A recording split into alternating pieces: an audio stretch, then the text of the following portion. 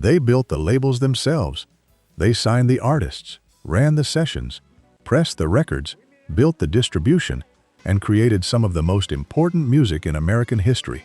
And then the tax bill arrived, the IRS, the federal investigators, the bankruptcy courts, the padlocks on the door. Tonight, 12 iconic R&B labels that gave the world the songs it still can't stop playing, and lost everything when the government came to collect. That is wrong. But it's Number 12, Invictus Records. When Holland Dozier Holland walked out of Motown in 1968, after years of writing and producing the label's biggest hits, Where Did Our Love Go?, Stop, In the Name of Love, I Can't Help Myself, You Keep Me Hanging On, they didn't leave music. They left Berry Gordy, and they intended to prove that everything they had built at Motown, they could build again on their own terms. They founded two labels, Invictus Records and Hot Wax Records, and their very first signing on Invictus was chairman of the board, led by the extraordinary voice of General Norman Johnson. High, urgent, gospel-rooted, one of the most distinctive lead vocals in the history of Detroit soul. Give Me Just a Little More Time, released in late 1969, hit number 3 on the Billboard Hot 100 in early 1970, and sold over 1 million copies. For a new independent label, competing against the full promotional machinery of the major labels, it was an extraordinary commercial debut. But Invictus was operating under a shadow from its first day of business. Holland Dozier Holland had left Motown with an unresolved legal dispute over royalties, a dispute that Berry Gordy pursued aggressively in the courts. The lawsuits consumed significant resources that would otherwise have gone into building the label's roster and infrastructure. Distribution was inconsistent. Promotion suffered. Artists who deserved full commercial development received partial support because the legal battles were draining the label's financial and human resources simultaneously. By the early 1970s, both Invictus and Hot Wax were struggling. The legal resolution with Motown, when it eventually came, did not leave the Holland Dozier Holland operation with the resources to continue competing effectively at the level they had envisioned. Invictus closed by 1977. General Norman Johnson, whose voice had launched the label with a million-selling debut, spent the rest of his career without the label infrastructure that should have supported him through a full commercial arc. Number 11, Curtom Records. Curtis Mayfield built Curtom Records in 1968 because he had spent years watching what happened to black artists who didn't control their own labels. He had seen songwriting credits stolen. He had watched royalty statements arrive with numbers that bore no relationship to what his music was actually generating. He had absorbed the lesson that the only way to protect what he created was to own the structure around it. Curtom was his answer. Founded in Chicago with manager Eddie Thomas, the label's name was a hybrid of their two names, Curtis and Thomas. Its motto was, "We're a winner," taken from one of Mayfield's biggest hits with the Impressions. He brought the Impressions with him to Curtom. He signed new artists, produced them, wrote for them. He built a label that operated as a genuine creative community, rather than a commercial machine with interchangeable parts. Move On Up, released in the UK as a single in 1971, is one of the most exhilarating pieces of funk ever recorded. A 7-minute celebration of upward mobility and collective progress, built on one of the greatest bass lines in soul music history. It remains one of Mayfield's defining artistic statements. Then came the Superfly soundtrack in 1972, the commercial and artistic peak of Curdom's output, a record that hit #1 on the album chart and produced 2 top 5 singles. At its commercial apex, Curdom had proven everything Mayfield had set out to prove. But the label's distribution arrangements shifted through the mid-1970s. The costs of running an independent operation, studios, pressing, promotion, touring support for a full roster, were enormous. By 1980, Curdom Records closed. Curtis Mayfield signed to Boardwalk Records, the label he had built to protect himself and his artists from the exploitation he had witnessed throughout his career, was gone after 12 years of operation. Number 10. All Platinum Records. Sylvia Robinson built one of the most important music empires in New Jersey history, and then watched 2 decades of work collapse under the weight of debt, legal battles, and a federal investigation that left the entire operation in ruins. All Platinum Records, which Robinson and her husband Joe founded in 1967 in Englewood, New Jersey, was built around the Stang subsidiary label that housed The Moments, the group whose Love on a Two-Way Street had been recorded as filler, left sitting for 2 years, then released as a single in 1970 and hit #1 on the R&B chart for 5 consecutive weeks. The song that nobody thought would amount to anything became the label's commercial foundation. Robinson had genuine business instincts. She understood what music could do commercially, and she had the production skills to back up that understanding. She would later found Sugar Hill Records, the label that released Rapper's Delight by the Sugar Hill Gang in 1979, effectively introducing hip-hop to mainstream commercial radio for the first time in history. But the financial architecture of both All Platinum and Sugar Hill was under constant stress. The labels ran on thin margins. Royalty disputes with artists, including the hip-hop producers and rappers who felt their work was being exploited, generated ongoing legal costs. By the early 1980s, the Sugar Hill empire was collapsing under a combination of debt, legal actions, and the deteriorating health of Joe Robinson. The Internal Revenue Service had claims against the operation. The IRS is always the last creditor, and in Sylvia Robinson's case, it was one creditor too many. Both labels effectively ceased operations. The woman who had brought hip-hop to the mainstream had nothing left. Number 9. Philadelphia International Records. Philadelphia International Records represented the most sustained and systematically successful attempt to create a major black-owned label within the mainstream commercial music industry. Me and Mrs. Jones. Kenny Gamble and Leon Huff had built something genuinely remarkable, a label with a house sound, a house band, a house aesthetic, and an unbroken string of hits that defined an entire era of American soul music.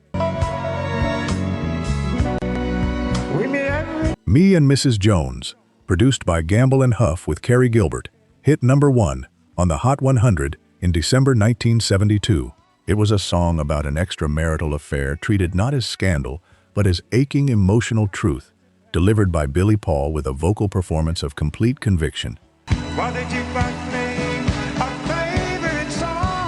It won Paul the Grammy for Best R&B Vocal Performance Male in 1973. It was the Gamble and Huff machine operating at full power. Then, in 1975, the federal government came for Philadelphia International. The Payola investigation, an FBI-led inquiry into the practice of paying radio programmers for airplay, swept up multiple labels, multiple executives, and ultimately resulted in charges against Kenny Gamble himself.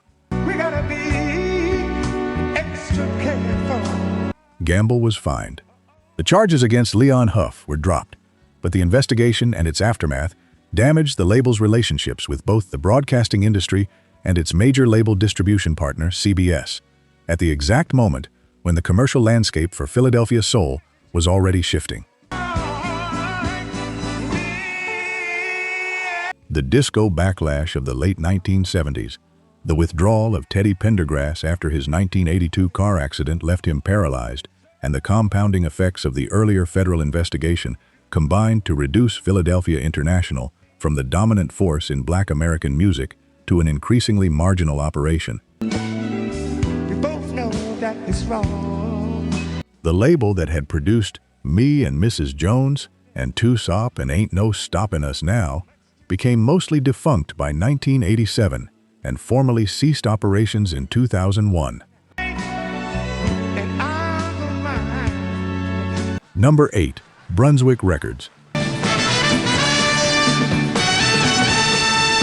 The Brunswick Records story is not primarily an IRS story. It is a story of documented fraud, of a label executive named Nat Tarnopol who took over Jackie Wilson's management by simply announcing he was in charge after Wilson's previous manager died, became president of the label, and spent decades stealing from the artist whose career he was supposedly managing. Just keep it up. Your Love Keeps Lifting Me. Higher and Higher hit number 6 on the pop chart and number 1 on the R&B chart in 1967. It is one of the most joyful recordings in the history of soul music. Wilson's voice, doing things that sound physically impossible, driven by a rhythm section that locks in with the authority of absolute conviction. It became one of the most recognized and celebrated recordings of the era. The money from that record, and from the decades of Jackie Wilson recordings before it, was supposed to go to Jackie Wilson. It did not.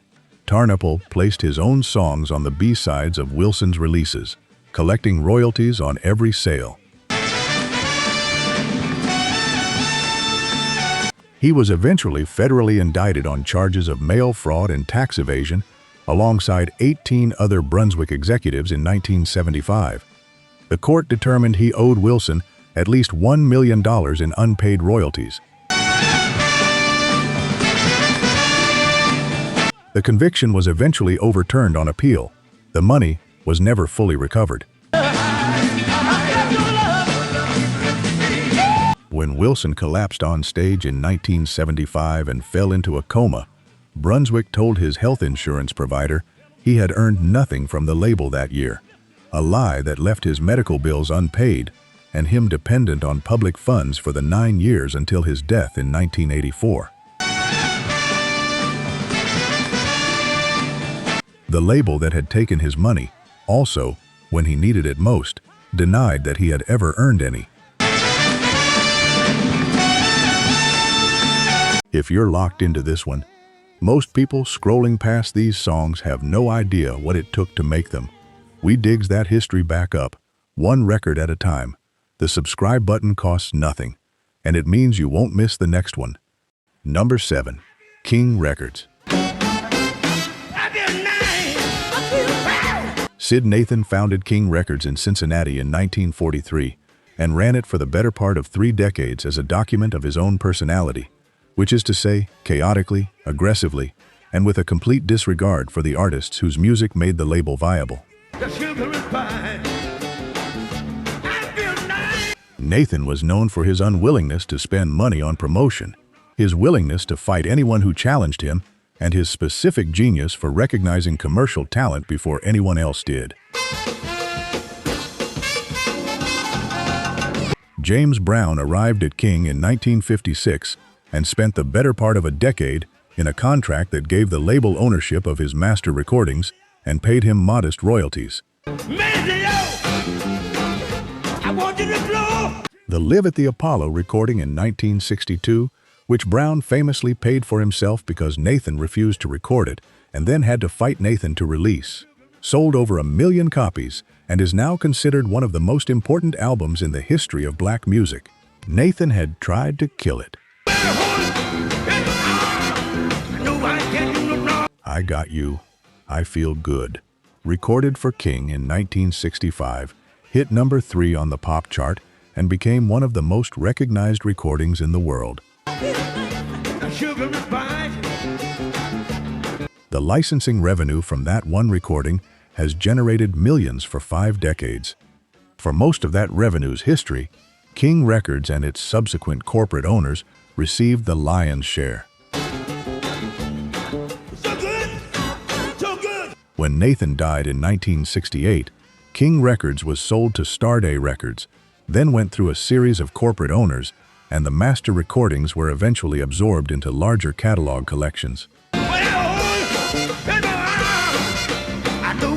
James Brown spent decades fighting for the rights to his own recordings, negotiating, renegotiating, and eventually building a degree of financial security through relentless performing, because the label that had owned his recordings was never going to give him what they were worth. Number 6. Bollock Sound. In the late 1960s, Ike Turner built one of the most sophisticated independent recording operations in the history of American soul music, Bollock Sound Studios, located in Inglewood, California. The studio was state-of-the-art for its era, a 24-track recording facility that gave Ike total production control over the Ike and Tina Turner Reviews recordings and allowed him to produce and record other artists on his own terms. Proud Mary, released in 1971, was the record that crossed the Turner Review into the mainstream pop market.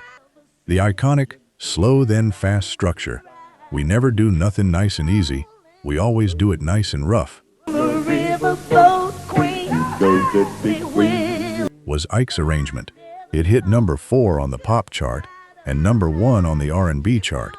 It was recorded at Bollock Sound. Everything that Ike Turner had built, the studio, the label infrastructure, the booking arrangements, was operating at what should have been its commercial peak. The IRS seized Bollock Sound. The specific tax debt and the circumstances of the seizure have been documented in multiple accounts of Ike Turner's financial history, a man who was simultaneously one of the most productive recording entrepreneurs in soul music and one of the most financially chaotic.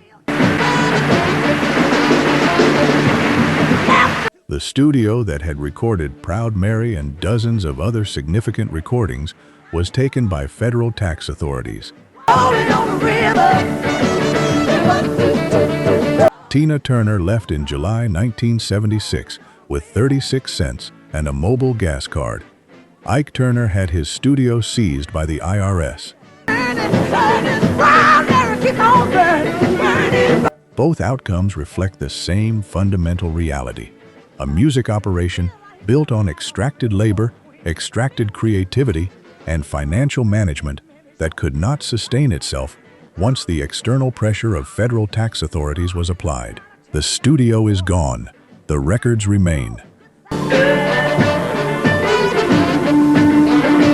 Number 5. Stax Records, private security agent, was detained by authorities carrying $130,000 in cash. The IRS, watching a label that had been making millions and was now distributing its money in ways that didn't map neatly onto the label's official financial records, decided to invade. It was the beginning of the end for the greatest soul record label in Memphis history. Soul Man, recorded at Stax's Macklemore Avenue Studios in 1967 by Sam and Dave, produced by Isaac Hayes and David Porter, with Booker T and the MGs providing the instrumental foundation, hit number 2 on the Hot 100 and number 1 on the R&B chart. It won a Grammy.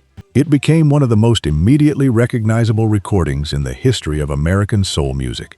It is the sound of the Stax operation. The story of how that peak ended is one of the most devastating in American music history. A distribution deal with Atlantic that stripped the label of its pre-19... The IRS investigation, triggered by the airport cash incident. A planned deal with Saudi Arabia's King Faisal that ended when Faisal was assassinated 3 days before the meeting.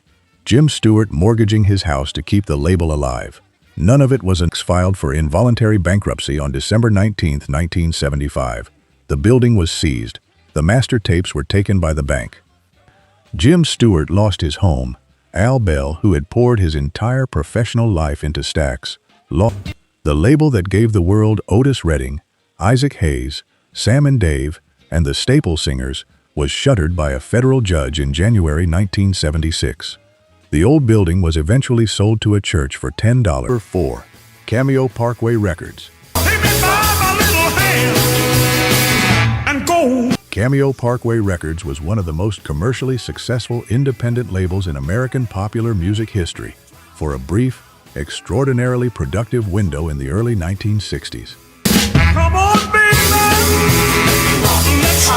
Founded in Philadelphia in 1956 by Bernie Lowe and Cal Mann, the label had produced hits by Bobby Rydell and Dee Dee Sharp before releasing the record that would make it briefly the most commercially important label in the country. And do the twist. The Twist, originally recorded by Hank Ballard but covered by Chubby Checker for Cameo Parkway, hit number 1 on the Hot 100 in September 1960, and then hit number 1 again in January 1962, making it the only record in history to top the charts in 2 separate chart runs more than a year apart. At the height of Checker's commercial popularity, when the twist dance craze had swept the country and Cameo Parkway was releasing hit after hit, the label looked like a permanent fixture. It wasn't. The British invasion of 1964 effectively ended the commercial window that had sustained the Philadelphia teen pop sound the label had specialized in. The hits stopped coming. The label's distribution arrangements, which had been built for a specific commercial moment that was now over, could not sustain the operation through a prolonged downturn. Cameo Parkway shut down in 1968. What followed was one of the strangest chapters in music industry history.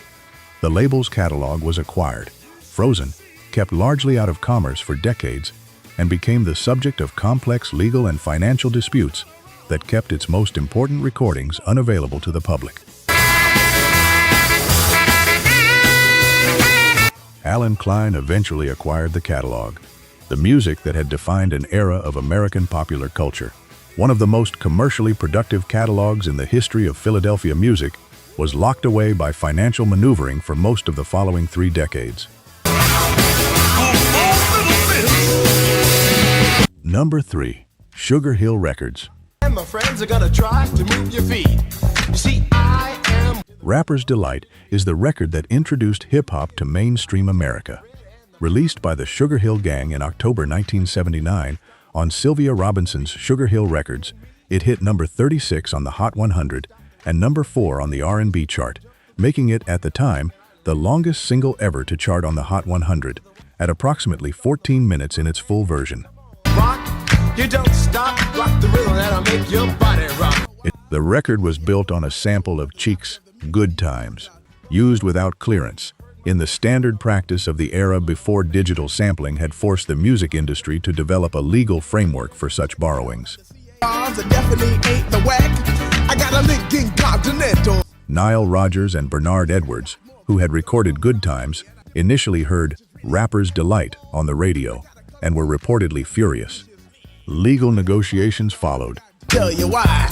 You see, I'm 6'1" and I'm tons of fun, and I guess Sugar Hill eventually paid Rodgers and Edwards publishing and songwriting royalties, one of the first major settlements of what would become a defining commercial and legal issue in the history of popular music.